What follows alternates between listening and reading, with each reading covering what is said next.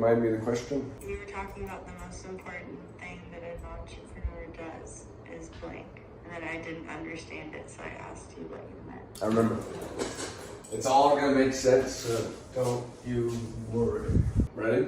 This is like a compass. The most important thing in life in general is to see that path. I drew this a little bit more complicated than it needed, but to find where it doesn't take much effort in order to go reach a great peak. And so it's like pointing the compass in this case. I'm looking at, this is you drawing more clothing. I know you like to draw, but whenever you feel like I want to work on my business, we have to make sure if it's the right thing, you're going to do really, really well. And I say that because specifically with the like video, send it, it's something that I think is more frightening. And so something that holds people back from actually taking the path of least resistance is when it gets real, like when it's like, oh crap, I'm actually gonna put myself out there and say this, that can be a barrier. That is the barrier that we all have, is just courage to truly be ourselves.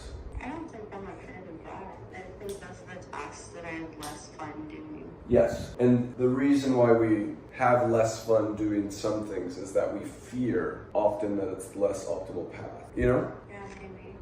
I mean, you kind of categorize action into, I fear doing X, or I look forward or excited to doing X. Yeah, I mean, I do think part of me is like, okay, this will take X amount of time, and the percent chance I get a response is less than 1. And that is where an entrepreneur needs to play in, is the 1%. You need to make 100 of those. In this case, you're shooting for something big, right? Like, it's a really big opportunity to get in front of these people. People spend a ton of time doing it in ways that never even reach them. You have a direct door access there. This has led... Yes, 100%. You got funding? I have a call tomorrow with follow-up with Blockchain Founders Fund. So from this method, funding, no. Partnerships, yes. Again, 1% of $1 million is $10,000. So how long does it take to do that thing? And then place your bet. It's a casino at the end of the day. A business is a casino that you game with your skill. Rather than the house always winning, it's up to you being better than the average intelligence in entrepreneurship, which is actually very low. That's what I'm saying when I'm just like, I know you'll win, because you're very smart when you put your energy into it. Seriously, you're gonna kill it. So remember, ways, big potential for killing, take it and go kill it. It's like hunting. It's like I am the principal of Startup College. I am a business philosopher. I do think I love the theory of business a lot. What's that? You want me to read it to you? So basically, I just started thinking about, and I put the pitch together recently for Danielle, what the bet is that I'm trying to make. The big disruption I'm trying to make is how capital turns into value at the core fundamental level of business itself. And I think the system is broken, and that's hurting the capability and potential of many people who can help solve a lot of the world's problems, and in general, build a more efficient venture capital system that allows more people to play in the game and it to be less of a Ponzi scheme. Less of a Ponzi scheme meaning if the venture capital market was more efficient, money would flow into this as an asset class. That is what venture capital is. It's an asset class, and based on its performance, it has the potential to win. Of course, venture capital as an asset class, because it's a focus of the system of turning capital into value through startups, is bound to change over time. And it's been changing. It's been getting earlier.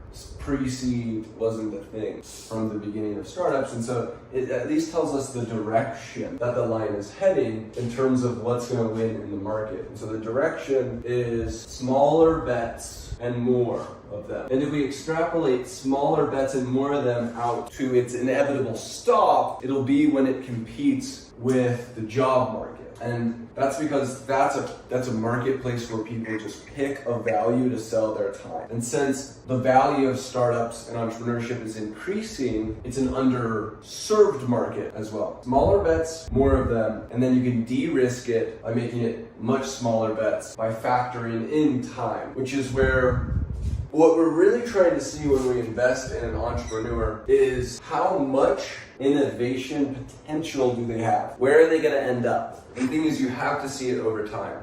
It's not about where someone is, it's about where they're going. And so by doing it through this method, basically I'm writing that out as why it's such a disruptive, inevitable system for venture capital. And when you bet on inevitabilities in the right markets, it's massive. And that's what venture capital is actually all about. What's funny is that rather than venture capital typically being used to disrupt another sort of industry, in this case, the pitch is venture capital that can disrupt itself. And kind of my thesis is that most funds, so all funds basically practice the same ritual, which is actually a really bad sign. It means there's not enough incentive for innovation in funds. Well, the fact that the market has such a steep amount of funds all following the same ideology in terms of their method of capital innovation, this is what tells us that people aren't trying enough things. There are some that are better because accelerators are forming. So we can actually see that there is a movement towards a certain sector of this. And so us betting on where the market is going to be, the entire venture capital market is going to be, the innovation market itself, which is a scalable market because it's a focus on the creation of value. There is no limit to that until heaven's here. So that's the one to build for. And maybe there's no limit to that either. Anyways, smaller bets are always winning. Thiel Fellowship, accelerators, Y Combinator. And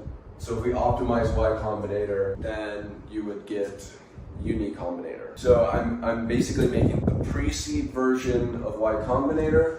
I kind of want to funnel people into YC itself, and not necessarily has to funnel into YC. Actually, I'll take that out. That's like an opportunity to work with them because they would want us to funnel into YC. The methodology here, I think, is quite good when we say pre-seed of YC, which is to say that it's YC with smaller bets and more of them. And I think that is a big, big winning bet. Questions? Thanks for your diagram. Of course.